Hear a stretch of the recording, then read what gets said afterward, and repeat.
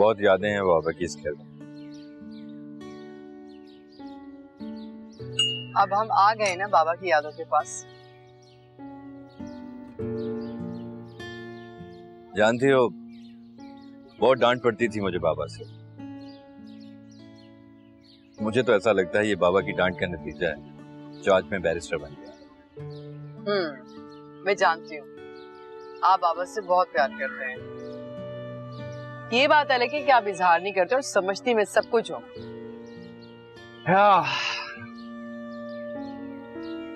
चाय। Thank you. वैसे घर बहुत अच्छा है, रियली। इंडीड।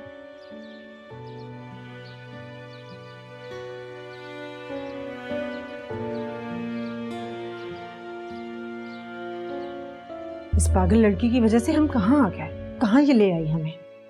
मामा, इस खंडर जैसे घर में रहेंगे हम? आई एम सॉरी, मुझसे बिल्कुल नहीं रहा जाएगा यहाँ। सबर बेटा सबर, सबर का फल मीठा होता है। मामा कैसी बातें कर रही हैं? कहाँ खाती हूँ फल मैं, सिर्फ जूस पीती हूँ। अंदर चलो, चलो।